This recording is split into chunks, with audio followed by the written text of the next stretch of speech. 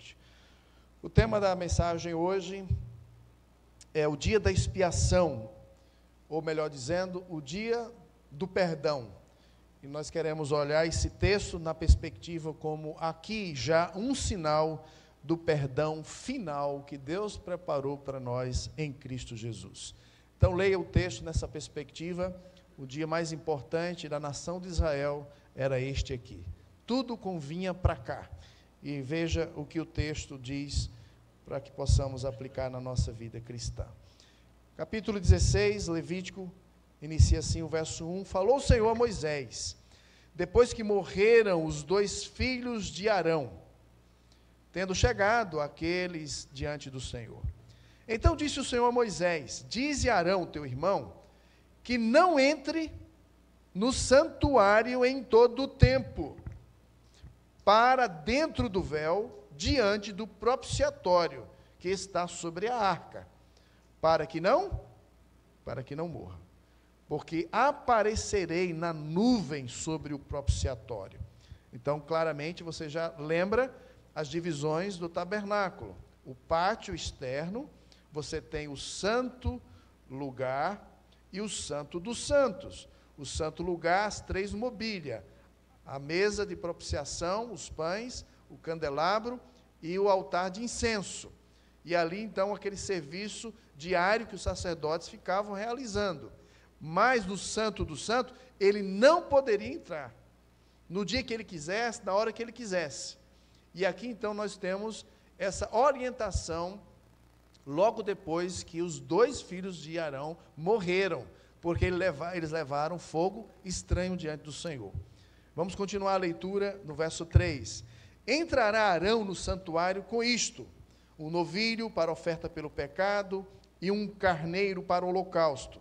Vestirá ele a túnica de linho sagrada, terá as calças de linho sobre a pele, cingir-se-á com o cinto de linho e se cobrirá com a mitra de linho. São estas as vestes sagradas. Banhará o seu corpo em água e então as vestirá. Da congregação dos filhos de Israel tomará 2 bodes para oferta pelo pecado e um carneiro para o holocausto. Arão trará o novilho da sua oferta pelo pecado e fará expiação por si e pela sua casa. Também tomará ambos os bodes e os porá perante o Senhor, à porta da tenda da congregação. Lançará sorte sobre os 2 bodes, uma para o Senhor, a outra para o bode emissário.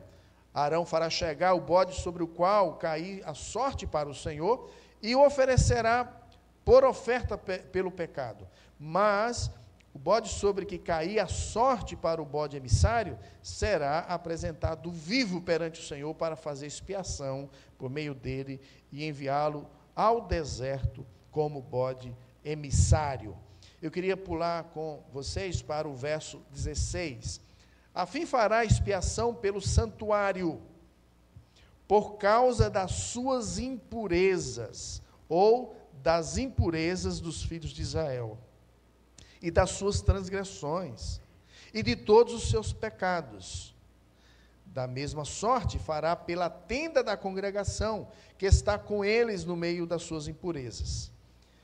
Nenhum homem estará na tenda da congregação quando irá entrar para fazer propiciação no santuário, até que saia depois de feita a expiação por si mesmo, pela sua casa e por toda a congregação de Israel.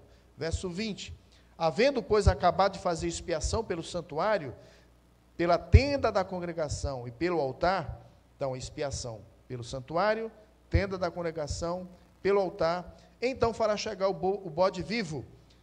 Arão vai fazer o quê? Colocar as 2 mãos sobre a cabeça do bode vivo, e sobre ele confessará todas as iniquidades dos filhos de Israel, todas as suas transgressões e todos os seus pecados. Veja as palavras: iniquidades, transgressões, pecado.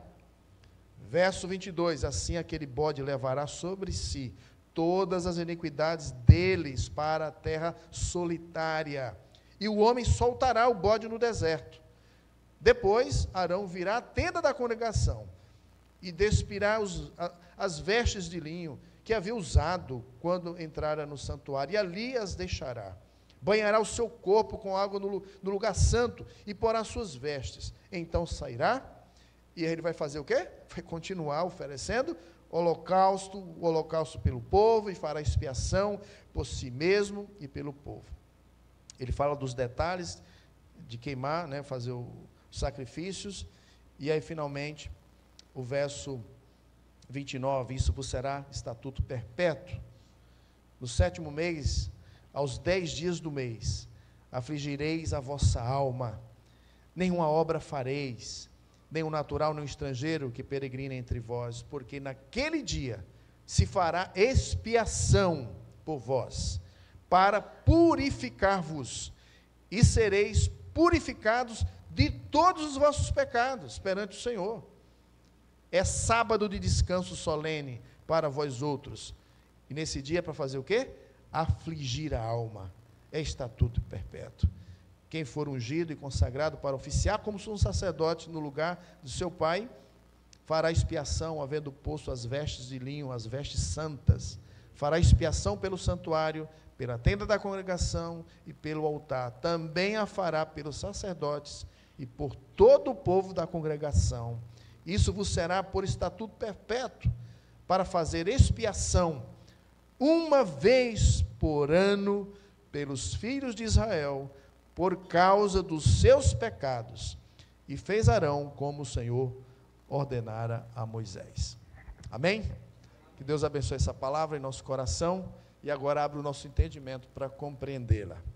Meus irmãos, nós estamos aí diante deste dia, talvez o dia mais importante esperado para a nação de Israel.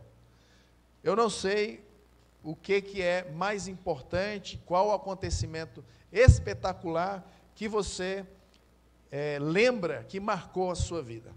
Nós estamos diante de um ensino onde nós entendemos que no calendário israelense nós temos o momento mais solene, o dia da expiação, Yom Kippur, chamado, onde Deus ele lidava com o pecado do povo por meio de um ritual, que nós lemos aqui, cuidadosamente ordenado. Nesse cerimonial, nós vemos, da perspectiva do Novo Testamento, da perspectiva da cruz de Jesus Cristo, nós vemos esse retrato que é poderoso, como que Deus então lida com o nosso pecado de modo permanente e final. Como que Deus então lida com a realidade da nossa pecaminosidade. Jesus Cristo, como sempre apresentado aqui como o nosso grande sumo sacerdote. E nessa mensagem nós vamos seguir o processo do dia da expiação. Vamos tentar entender como é que Deus organizou esse cerimonial. Quais são os passos e como nós podemos hoje olhar para esse movimento de Deus instruindo aqui e sendo algo marcante para a vida do povo de Israel e assim aplicarmos a luz do Evangelho para nós hoje. Então, os convido para essa caminhada. Mas eu gostaria de fazer alguns esclarecimentos aqui antes. Se você percebeu, que tem caminhado aqui conosco dominicalmente, você percebeu que desde o capítulo 11, nós estamos tratando aqui desses ritos de impureza. Nós estamos falando aqui desse código de limpeza, de santidade, por assim dizer. Código de santidade, que envolve as impurezas e o seu tratamento. Capítulo 11, nós falamos sobre animais impuros. Depois nós falamos sobre a impureza do parto, capítulo 12. Depois nós falamos sobre enfermidades impuras, capítulo 13. Capítulo 14, falamos sobre purificação dessas enfermidades. Semana passada nós falamos sobre impureza sexual, as emissões, né, os fluxos, tanto do homem quanto da mulher. Compartilhamos no grupo da igreja o esboço, para você entender o centro da conversa sobre a relação de homem e mulher, a sexualidade como foco. E hoje nós vamos falar sobre a purificação do tabernáculo. É isso que está aqui. Nós estamos diante da purificação do tabernáculo. Ora, todo esse movimento diário, um ano acontecendo, sacrifícios e mais sacrifícios, todo esse movimento do povo chegando à tenda da congregação, no pátio, oferecendo, os sacerdotes entrando no santo lugar, do Santo dos Santos. Então há uma necessidade de purificação. E aí nós temos essa referência. Nesse contexto, os capítulos de 11 a 15, que fala das impurezas, nós temos aqui o foco onde Deus deseja que os sacerdotes saibam como diferenciar o puro do impuro. O dever de ensinar o povo sobre essas diferenças havia sido imposto aos sacerdotes. Era obrigação dos sacerdotes ensinar o povo a lei de Deus, ensinar o povo como se aproximar de Deus, que não é de todo jeito, não é de toda maneira. O lugar onde Deus habita, a presença de Deus, representada naquele átrio do Santo, onde nós temos a arca e o propiciatório, aquela tampa onde tem os querubins, aquele lugar sagrado, simbolizando o trono de Deus, a presença de Deus, e ele deveria entrar ali depois que ele acendesse o incenso, a fumaça deveria cobrir, e então, diante daquela fumaça, ao entrar ali e aspergir o sangue desse bode, um deles que era para o Senhor, nós tínhamos esse cerimonial onde Deus estava concedendo perdão a este povo. Como se aproximar de Deus? Como fazê-lo sem o devido cuidado? E aqui envolvia uma autopreparação para os sacerdotes, que eles poderiam morrer de modo súbito, né? E aí nós temos o capítulo 16, determinando os rituais apropriados que o sumo sacerdote precisava executar a fim de preservar a si mesmo diante também dos demais e preservar de um destino semelhante aos outros que morreram fulminados por estarem de maneira inadequada diante de Deus. Como se aproximar de Deus? Como prestar culto a Deus? Como isso é organizado, ensinado no Antigo Testamento? Como o povo de Israel fazia isso? E quais são as implicações para a nossa adoração hoje? Nós temos procurado trazer essas lições. Então, meus irmãos, todos os homens estão sujeitos a contrair impureza. E que bom que fosse, que essas impurezas fossem contraídas apenas com comida, com animais, a contaminação de mortos, ou algo que envolve a sexualidade, ou doença. Nós vemos nas Escrituras que, da ponta do pé até a raiz do cabelo, Isaías já diz no capítulo 1, que nós estamos doentes, estamos enfermos, nós temos impureza no nosso coração. A impureza vem do coração. E aí é diante dessa realidade, onde nós precisamos de uma intervenção graciosa de Deus. E é diante desse quadro de impureza, de não podermos chegar diante de Deus de qualquer forma, apenas do jeito que Ele estabeleceu, que Ele prescreveu, e que nós estamos diante de mais de um ato solene, de uma cerimônia, onde Deus deseja que o seu povo chegue diante dele, e principalmente os sacerdotes, com o alvo de tornar possível a presença de Deus no meio deles. Aquele ato, o dia de Yom Kippur, o dia da expiação, Deus estava dizendo: eu vou permanecer com vocês por mais um ano aqui. Eu vou suportar vocês aqui. Eu estarei aqui para receber a adoração de vocês, os sacrifícios, por mais um ano. E aquele povo então ficava feliz, porque Deus permaneceria entre eles, estaria confirmando a sua presença, a continuação da presença de Deus entre o povo. O propósito desse cerimonial, dia da expiação, é purificar o santuário das contaminações introduzidas pelos adoradores impuros. E aí, depois desse perdão concedido, Deus reafirma: eu estou entre vocês. Eu estou entre vocês. Então, pensando nisso que nós queremos aprender algumas lições. E essas lições, elas vão vir, meus irmãos, carregadas da estrutura que o próprio texto nos impõe. Ok? Então, eu sei que para alguns é um pouco cansativo, mas uma igreja bíblica, ela expõe as Escrituras, tá? Uma igreja bíblica, o pastor abre a Bíblia e lê as Escrituras e explica as Escrituras. Outras igrejas e pastores fazem outras coisas, mas se você quer identificar uma igreja que tem compromisso com a palavra, é ler as Escrituras e explicar as Escrituras, e o povo de Deus tem prazer nas Escrituras, porque nós viemos aqui foi ouvir dele. Então, seguindo a estrutura que o próprio capítulo nos impõe, nós vemos, em primeiro lugar, dos versos 1 a 6, nós já lemos esse texto, Arão oferecendo o novilho como oferta de purificação por si mesmo e pela sua casa. Esse é o primeiro movimento.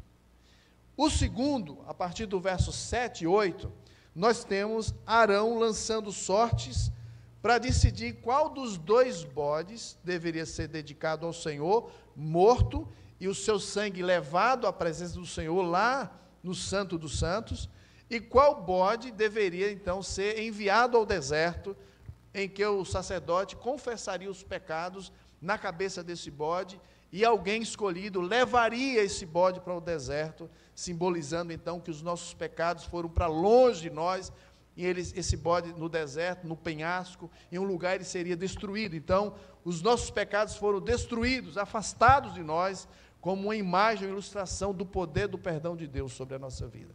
Isso acontece nos versos 7 a 8, e depois, posteriormente, é detalhado, a partir do verso 20 até o verso 28.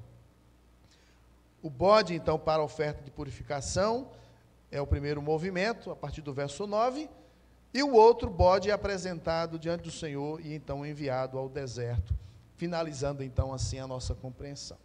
Em primeiro lugar, vamos pensar aqui sobre o sacrifício pelo sacerdote. Arão, ele deve oferecer um novilho como oferta pelo pecado, por si mesmo e pela sua casa. Isso está aí no verso 6. Então, ele não pode entrar quando quiser, da maneira que quiser. Se ele fizer isso, ele vai morrer. Por isso, a instrução de que ele deveria pegar um novilho para oferta pelo pecado e um carneiro, no verso 3, para o holocausto. Ele, então, se utiliza das vestimentas que Deus prescreveu, e aí ele se purifica, ele toma banho, e ele, então, vai diante do Senhor para oferecer esse sacrifício por si mesmo e pela sua própria casa. Meus irmãos, Arão, como sacerdote, ele tem a obrigação e o dever, seguindo a orientação de Deus, de purificação a si mesmo e a sua família, antes de representar o povo de Deus diante de Deus. Ele ofereceu o novilho, ele oferece pela culpa, pelo pecado e também o holocausto. Uma demonstração clara de que mesmo ele, como sumo sacerdote, ele reconhece a sua pecaminosidade. O sumo sacerdote aqui, embora ele se purifique, ele continua com um coração sujo e, portanto, a ele é requerido a confissão e, portanto, o sacrifício pelo pecado. O que a gente pensa sobre isso, meus irmãos? Quando a gente pensa sobre o sumo sacerdote e essa instrução, que se ele não fizer isso, se ele entrar diante do Senhor, ele é fulminado, ele morre, nós devemos lembrar que ninguém pode acessar a presença de Deus de qualquer forma, ninguém acessa mais a presença de Deus. Lembra daquela imagem do Éden? Os querubins estão lá e ninguém tem acesso a Deus. O único que tem acesso a Deus é o Filho, que se tornou o nosso sumo sacerdote, o nosso representante legal. Cristo, nosso sumo sacerdote, diferente de Arão, ele é perfeito. Ele não se contamina com as coisas dessa vida, como também o seu coração, o seu interior não é contaminado. Jesus Cristo é perfeito, não necessita de sacrifícios por si mesmo, ele ofereceu a si mesmo como sacrifício perfeito. Hebreus capítulo 7, verso 27, diz claramente que ele é perfeito e se ofereceu de um modo perfeito, tal como de fato aconteceu. Deus se agradou e o ressuscitou. Deus se agradou de Jesus e do que ele fez, e o ressuscitou, e o colocou agora à destra, à sua direita, e deu a ele toda a autoridade, no céu e na terra. Ele é Senhor absoluto sobre tudo. Jesus, como nosso sumo sacerdote, perfeito, ele é capaz de limpar tudo aquilo que é contaminado, e ele é capaz de nos introduzir na sua presença, onde nós somos chamados à santidade, chamados a imitá-lo, chamados a essa purificação e essa proximidade, essa intimidade com Deus por causa de Jesus. Jesus nos chama de discípulos, e ele nos conduz a um nível de amizade, que ele diz não só discípulos, mas amigos. E Jesus então nos faz discípulos, nos faz amigos e nos faz testemunhas dele. De modo que nós estamos aqui, meus irmãos, debaixo desse ministério de Jesus, como nosso sumo sacerdote, como pessoas que têm acesso à presença de Deus. Jesus é aquele que nos limpa, porque ele é perfeito, capaz de nos tornar plenos diante de Deus. Então, esse primeiro ritual de entrada requer o cuidado do sacerdote. Em segundo lugar, versos 7 e 8, nós temos aí a necessidade da escolha de 2 bodes. Foi separado 2 bodes, versos 7 e 8, para os levar perante o Senhor, à porta da tenda da congregação. Mas o verso 8 diz que tem que ser lançado sortes, e um desses bodes é para ser sacrificado e levar diante do Senhor. Então o seu sangue era aspergido lá no Santo dos Santos, e o outro, chamado aqui de bode emissário. E aí então nós temos essa, no ritual aqui, né, nessa liturgia desse culto, nós temos a necessidade desses 2 animais.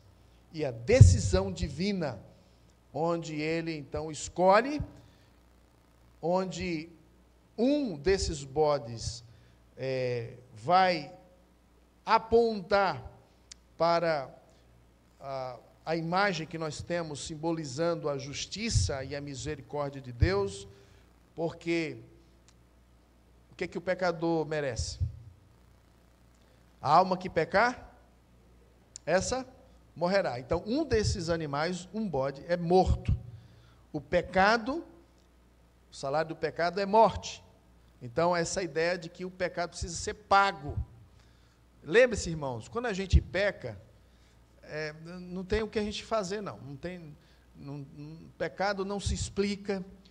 Pecado, tem uma música até antiga aí, né? Pecado não se explica, pecado, outra frase esqueci aqui.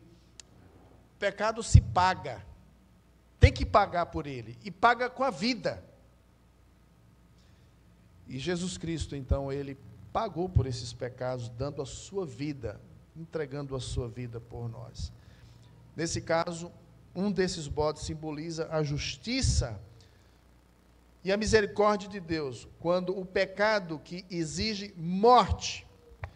Mas o outro, que é enviado ao deserto, simboliza também a ideia de que o pecado ele foi removido, ele foi tirado, e ele foi colocado, confessado sobre esse outro bode, e então alguém já destinado, separado para levar esse bode para o deserto, para uma região montanhosa. Alguns chegam a dizer que a ideia aqui é de um penhasco, onde ele é levado, destruído. Então, Deus remove o pecado, tira o pecado do seu povo e destrói esse pecado. E é interessante essas 2 imagens aqui. O nosso pecado que exige morte, um bode é morto, o sangue é levado diante do Senhor, alguém morreu.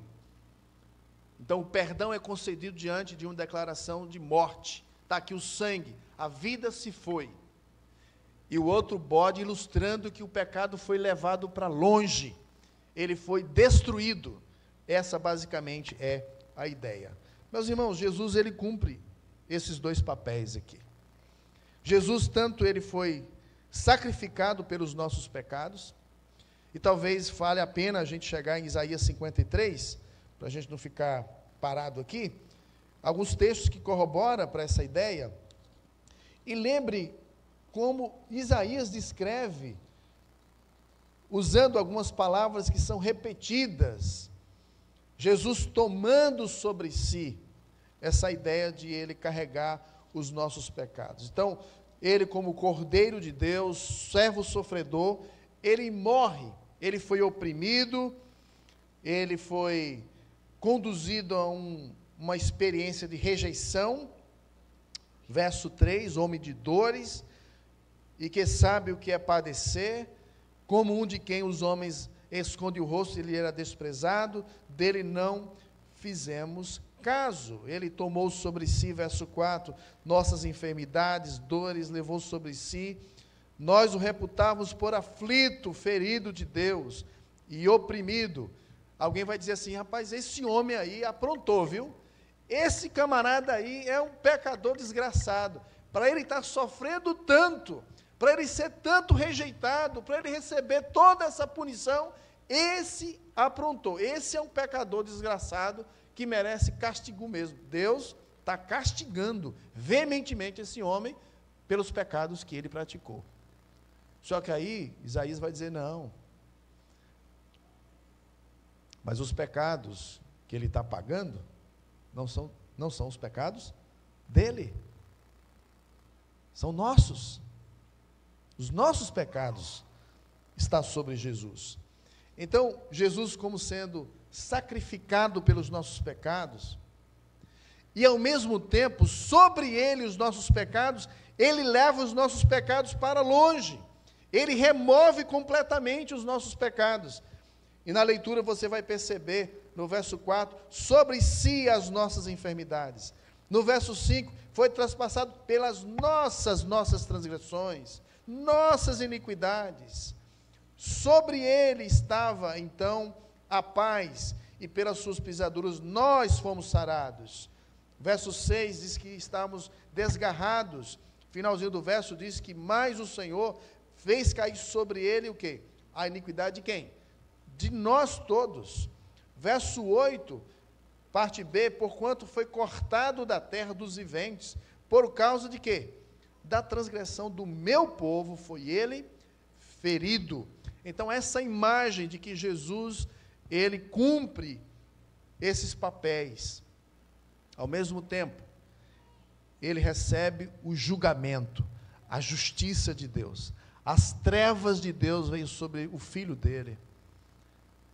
Jesus recebeu a condenação que deveria cair sobre a sua cabeça, a condenação eterna dos pecados que você pratica, que deveria ir sobre você, caiu sobre Jesus. Ele morreu, pagou com a sua vida os seus pecados, mas também a imagem do bode emissário, ele afastou os seus pecados de Deus para sempre.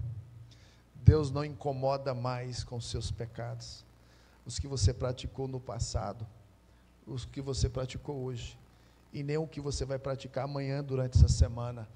Deus, em Cristo Jesus, no Calvário, removeu de uma vez por todas e afastou os pecados que deveria, por nós mesmos, a condenação dos nossos pecados foi removido e destruídos eternamente. Meus irmãos, isso aqui é profundo.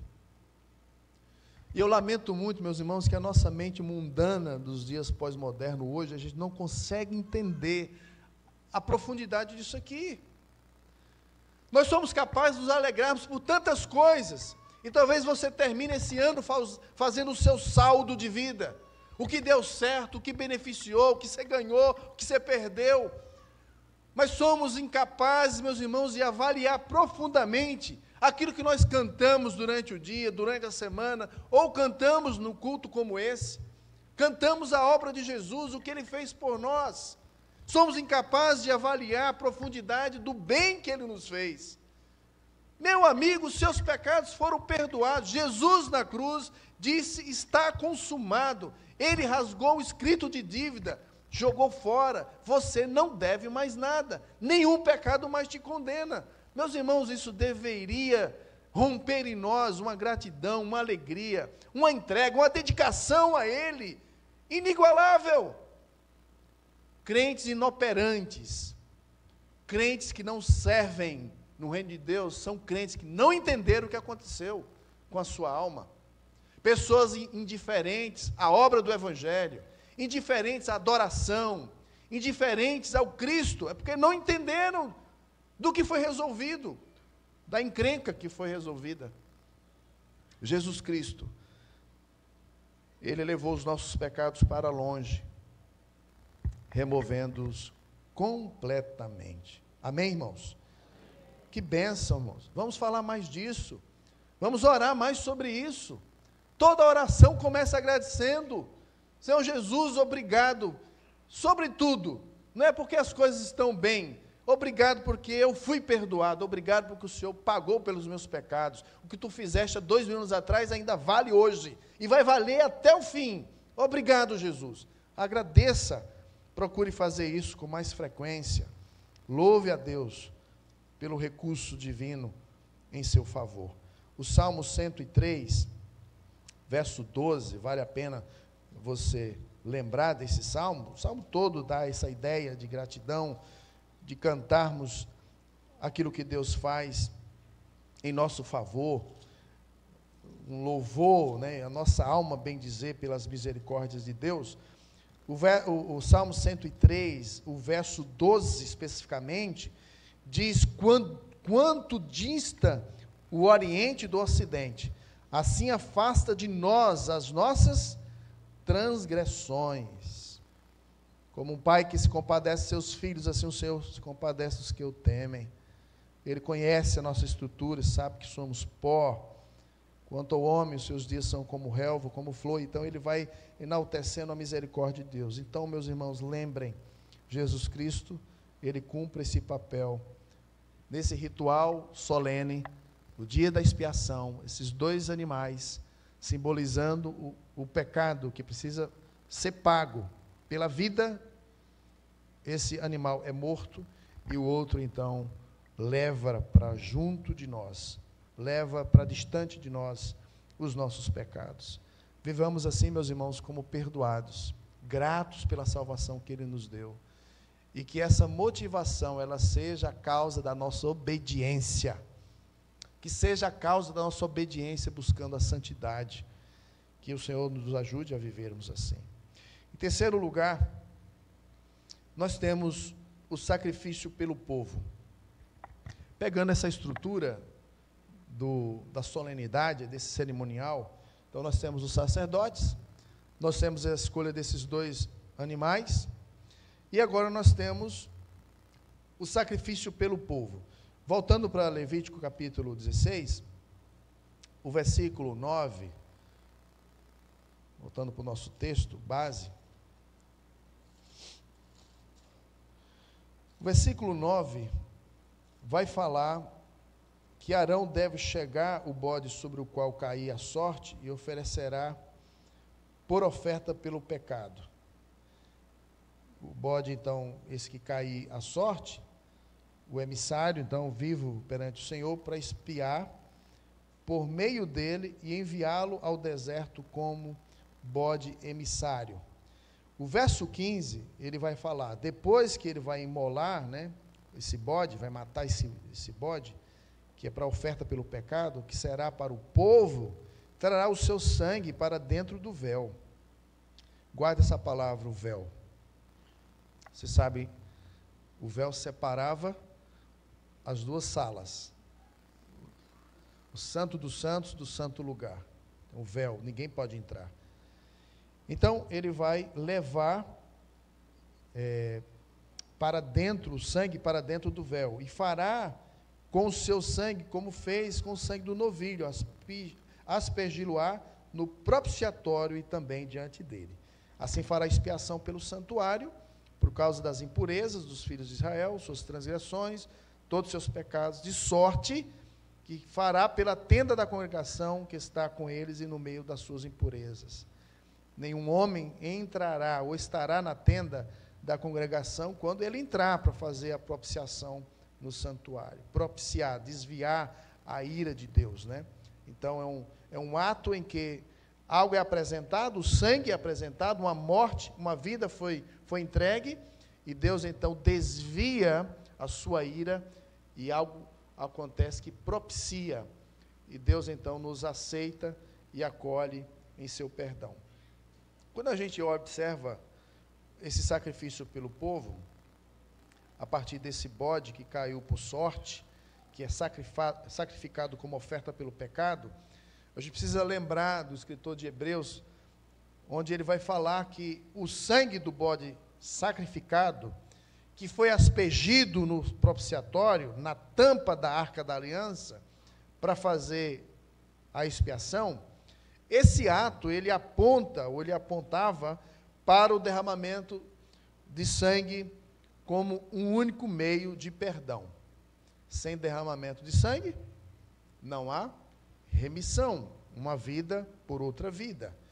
Quando a gente entende, meus irmãos, e a gente estudou já do capítulo 1 ao capítulo 7, os sacrifícios, a ordem que Deus estabeleceu, como a gente se achegar a Ele, chegar perto dEle, nós entendemos que aqui é um momento singular. Uma vez por ano, o sangue desse bode é levado diante do Senhor.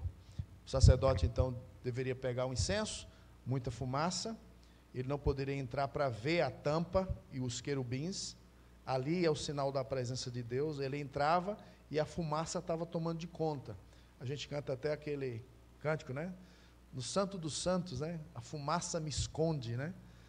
E a gente tem aquele momento de intensidade do que pode acontecer. Estou correto diante dele, estou fazendo tudo certinho. Então veja a agonia ali do sumo sacerdote fazendo aquele ato uma vez por ano. E a gente lembra, meus irmãos, aqui do nosso Senhor Jesus Cristo, o sangue de Jesus derramado na cruz, não apenas cobrindo, mas removendo completamente o nosso pecado. Ele expiou, ele cobriu a sua obra redentora, cobriu os nossos pecados, de modo que Deus não nos vê mais sujos como nós somos. Ele nos vê em Jesus. É como se fosse uma fila, e na frente está o Senhor Jesus Cristo. Quando Ele vai olhar para você, Ele olha pela perspectiva do Filho dEle. De modo, meus irmãos, que é uma declaração absurda do Evangelho. É uma declaração de humilhação, porque o Evangelho diz que que Deus está satisfeito com você, porque você já está no Filho dele. Não há nada que você possa fazer para buscar o agrado de Deus, o elogio de Deus, até porque o próprio Isaías diz que as nossas melhores obras de justiça são comparadas com o quê?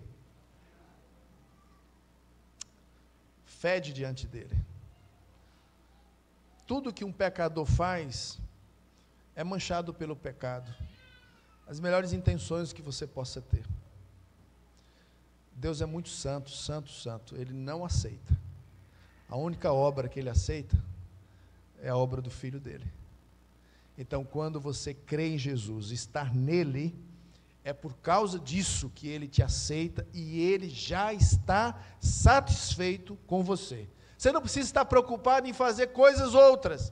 Se você já crê no Filho, que é a obra que Ele mesmo diz, é a obra que Ele deseja que você faça. A grande obra do homem pecador é crer em Jesus. Não é fazer outras obras, é crer na grande obra que Jesus já fez na cruz. A grande obra de um pecador é confessar: eu sou falido, eu sou um desgraçado, eu sou um miserável, eu não consigo fazer nada para agradar a Deus, minhas mãos estão sujas de pecado, meu coração, minha mente, por mais que eu tente, não é a sua luta, não? Você entrou aqui para cultuar a Deus, seu pensamento já foi aonde? Quantas vezes? Quantas ideias, quantos sentimentos inadequados você já teve diante dele? E se você não confiar em Jesus Cristo como sendo o único que você tem acesso a Ele, você vai continuar carregado de culpa, andando pesado, cabisbaixo, como miserável, infeliz, depressivo, porque você não entende a maravilha do perdão e que o Deus do universo, a pessoa mais importante do universo, já está satisfeito com você, feliz com você, porque você está no Filho dele. Que maravilha, irmãos, saber disso. Isso está no texto. Jesus fez o sacrifício completo. Ele é o Cordeiro de Deus que tira o pecado do mundo, João 1:29. Portanto, o sacrifício de Cristo é suficiente e definitivo. Por fim, vamos falar agora, de uma forma mais detalhada, do bode emissário. O bode emissário, no verso 20, depois de acabar de fazer expiação pelo santuário, o sangue que foi levado lá para dentro, e pelo altar, pela tenda da congregação, ele então fará chegar o bode vivo. Nos outros ritos, né, de sacrifício, que a gente leu do capítulo 1 ao 7, era uma mão que era colocada sobre a cabeça do animal. Não sei se vocês lembram, né? Aqui são as duas mãos. As duas mãos colocadas sobre o bode vivo, e sobre ele confessará todas as iniquidades, todas as suas transgressões e todos os seus pecados. Aqui a gente começa, meus irmãos, a entender, e o texto terminou, né, o capítulo, falando que é um dia de aflição, é um dia de contrição, é um dia de quebrantamento, é um dia de coração sensível a Deus. Não tem como nos alegrarmos sem antes termos sentido o peso, o horror, a vergonha, sem antes nos percebermos inadequados, miseráveis. Se você já assistiu qualquer sessão de júri, o camarada que está debaixo de uma sentença de julgamento para passar tantos anos de cadeia, e quando o decreto vem de que ele está livre, você já viu a alegria desse camarada? Pena que depois muitos voltam de novo, né? Como muitos pecadores crentes fazem, né? Se alegram com o perdão que recebeu e volta para a lama de novo. Volta para o pecado de novo. Se alegraram porque receberam que estão justificados, e entende mal a justificação como licença para pecar mais. A Bíblia diz que onde há pecado a graça superabunda. Deixa eu pecar mais para a graça ser mais abundante, né? O raciocínio de muitos, né? Se a graça sempre vai ser maior do que o pecado, deixa eu pecar mais. A obrigação de Deus é perdoar. Deixa eu viver aqui de todo jeito. Não entendeu? Você não compreendeu? Então, meus irmãos, esse movimento todo que acontece aqui, de contrição, confissão, quebrantamento, arrependimento, isso está presente no texto. Verso 22, aquele bode levará sobre si todas as iniquidades deles para a terra solitária. O homem soltará o bode no deserto, para ele se esbagaçar e ser destruído para lá. Essa é a ideia. Completando o raciocínio, verso 30, naquele dia se fará expiação por vós para purificar-vos, sereis purificados de todos os vossos pecados perante o Senhor. É sábado de descanso solene para vós outros, e afligireis a vossa alma, e afligireis a vossa alma. Meus irmãos, esse bode aqui, onde Arão confessava os pecados de todo o povo sobre a sua cabeça, enviado para longe, simboliza a remoção do pecado para sempre. Isso representava a libertação total dos pecados, e Deus está renovando e trazendo uma nova esperança para aquele povo. Eu reinicio aqui com vocês mais um ano de caminhada. Eu estarei entre vocês, minha presença continuará no meio de vocês. Meus irmãos, Cristo não apenas paga a nossa dívida, Ele nos livra da sua culpa e livra também do poder do pecado. Em Cristo nós somos completamente libertos. Libertos do domínio do pecado, libertos dos seus relatórios, das suas garras. Paulo, ele trata disso de uma forma bem objetiva. Se você quiser chegar e conferir Romanos capítulo 6, você vai ter esse entendimento que não é incomum entre os crentes.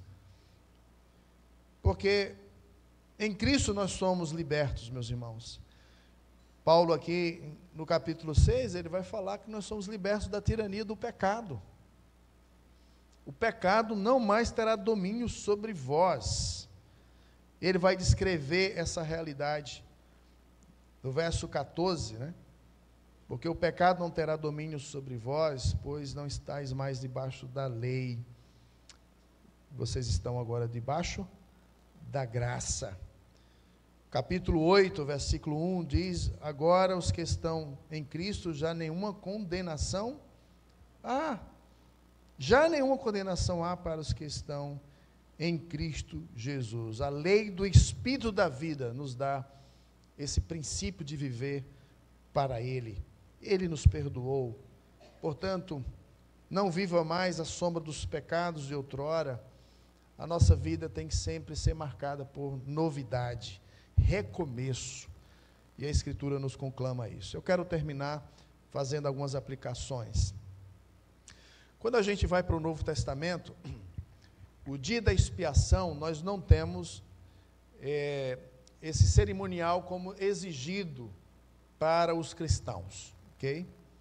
Então, nós não temos isso no Novo Testamento. Talvez o texto mais claro, e eu quero convidar você finalmente para a gente encerrar, é o livro de Hebreus. Então, se você quer entender Levítico, você precisa ler também a carta aos Hebreus. A carta aos Hebreus explica muito do que aconteceu no livro de Levítico.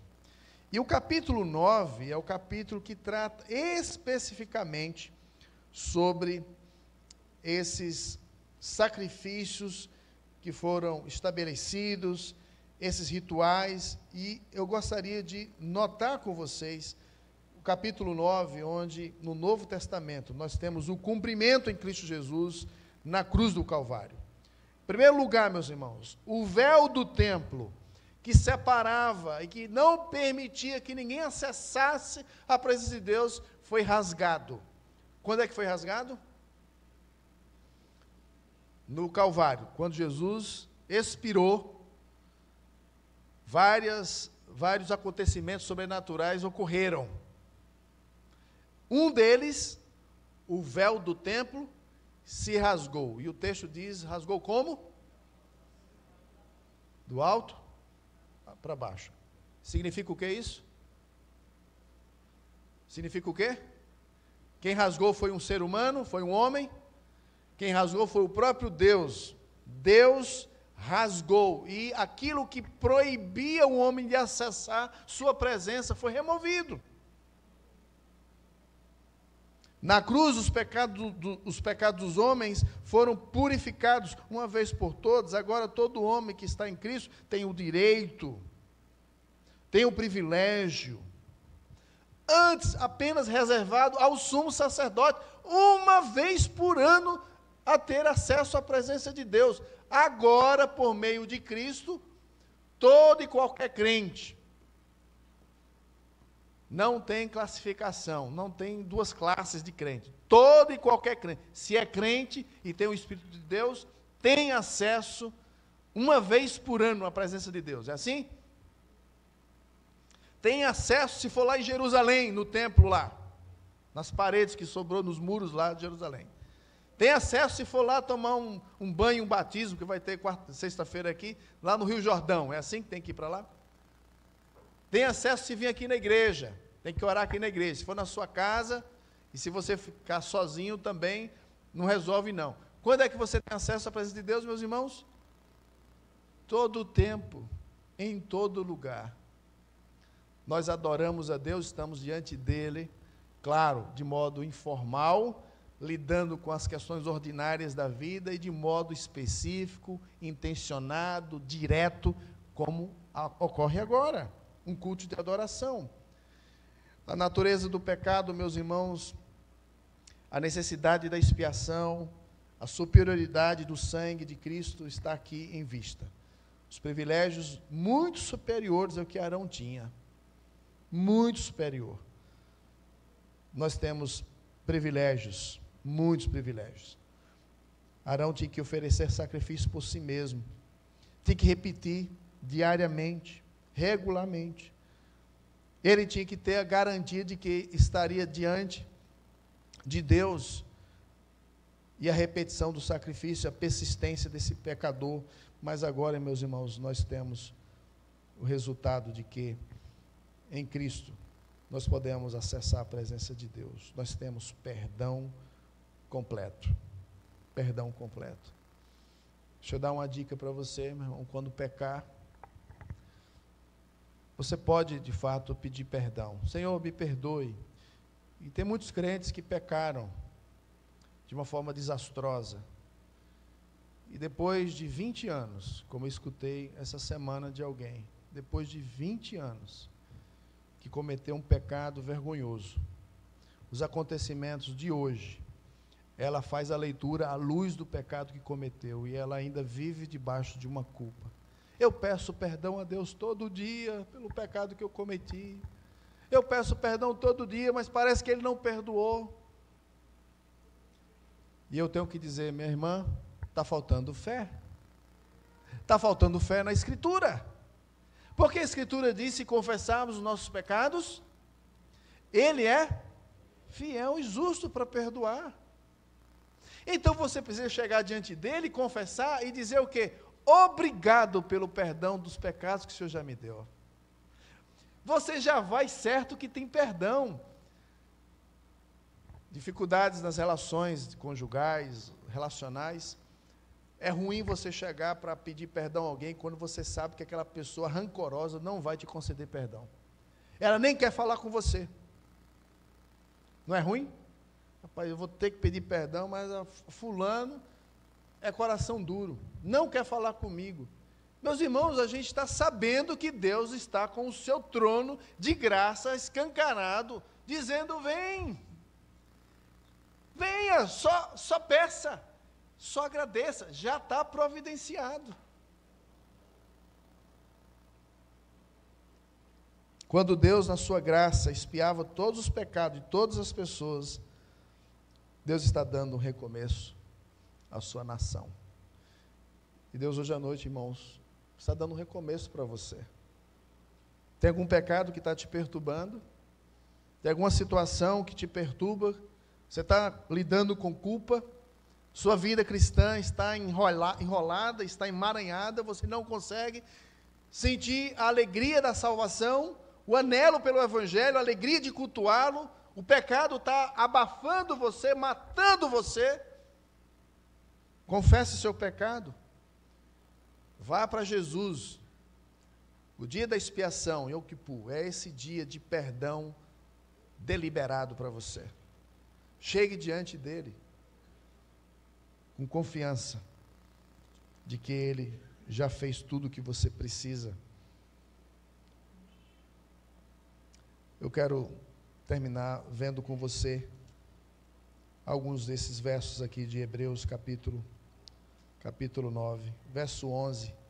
Quando, porém, Cristo veio como sumo sacerdote dos bens já realizados, mediante o maior e mais perfeito tabernáculo, não feito por mãos, quer dizer, não desta criação, não por meio de sangue de bodes e de bezerros, mas pelo seu próprio sangue, entrou no Santo dos Santos, uma vez por todas, tendo obtido eterna redenção. Portanto, se o sangue de bodes e de touros e cinza de novilha, aspergidos sobre os contaminados, os santificam, quanto à purificação da carne, muito mais o sangue de Cristo, que pelo Espírito eterno, a si mesmo se ofereceu, sem mácula a Deus, purificará nossa consciência de obras mortas, para servirmos ao Deus vivo.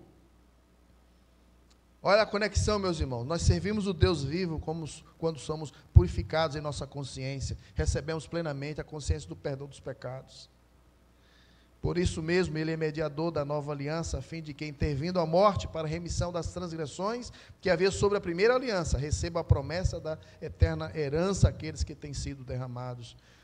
Porque onde há testamento, é necessário que intervenha a morte do testador. Pois se o testamento só é confirmado no caso de mortos, visto que de maneira nenhuma tem força de lei enquanto vive o testador, pelo que nem a primeira aliança foi sancionada sem sangue, porque havendo Moisés proclamado todos os mandamentos segundo a lei, todo o povo tomou o sangue dos bezerros, dos bodes, com água e lã, tinta de escarlate, e isopo, e aspergiu, não só sobre o próprio livro, como também sobre todo o povo, dizendo: este é o sangue da aliança, a qual Deus prescreveu para vós outros. Igualmente também aspergiu com sangue o tabernáculo, todos os utensílios do serviço sagrado. Com efeito, quase todas as coisas, segundo a lei, se purificam com sangue. Sem derramamento de sangue não há remissão. É necessário, portanto, que as figuras das coisas que se acham nos céus se purificassem com tais sacrifícios, mas as próprias coisas celestiais com sacrifícios a eles superiores. Porque Cristo não entrou em santuário feito por mãos, repete, figura do verdadeiro, porém no mesmo céu, para comparecer agora por nós diante de Deus. Nem ainda para se oferecer a si mesmo, muitas vezes, como sumo sacerdote, cada ano, entra no santo dos santos com sangue alheio. Ora, neste caso seria necessário que ele tivesse sofrido muitas vezes, desde a fundação do mundo. Agora, porém, ao se cumprir os tempos, se manifestou uma vez por todas, para aniquilar pelo sacrifício de si mesmo o pecado. Assim, também Cristo, tendo oferecido uma vez para sempre, para tirar os pecados de muitos, aparecerá a segunda vez sem pecado aos que o aguardam para a salvação. Senhor, nós agradecemos por Tua palavra. Tomamos essa palavra final, nós estamos aguardando o retorno do Teu Filho. Estamos aguardando Ele retornar. Nós já cremos que o Teu sacrifício foi pleno, perfeito. Nós já cremos, ó Deus, que o Senhor já decretou o perdão dos nossos pecados. Nós cremos nessa realidade sublime, pela obra do Espírito Santo em nós. E nós nessa noite estamos aqui, ó Deus, vendo como o Senhor lidou no Antigo Testamento, como o Senhor estava ensinando aquele povo, escravizado há mais de 400 anos, com a visão deturpada dos ídolos que eles adoravam no Egito, deuses sujos, imundos, bagunceiros, sem ordem, sem decência. Mas agora eles estavam vivendo diante de um Deus santo, santo, santo. Eles precisavam saber como te adorar, como acessar a tua presença, de modo que o Senhor não os consumisse, não os matasse. O Senhor prescreveu sacrifícios, rituais, maneiras, modos, que a tua palavra diz que tudo isso é sombra, porque o verdadeiro já veio, o teu Filho Jesus. E nós, ó Deus, agradecemos porque estamos do lado de cada história. Tudo isso já aconteceu, Jesus Cristo veio. Estamos no período do Natal, celebrando, ó Deus, o nascimento dele. Ele veio, se encarnou, cresceu, cumpriu a sua missão, até a morte de cruz. Deixou para nós uma mensagem: arrependam-se e creiam. Arrependam-se e creiam. Arrependa-se e creia. Nós, ó Deus, tomamos essa verdade e estamos aqui. Fomos lembrados de que em Cristo Jesus nós obtivemos o perdão dos nossos pecados. O Senhor levou para longe e destruiu os pecados que nos condenavam. Muito obrigado, Senhor. Que essa verdade alegre o nosso coração, que essa verdade nos motive a sermos mais santos, separados do pecado. Que essa verdade nos motive a sermos melhores adoradores, dedicados, obedientes.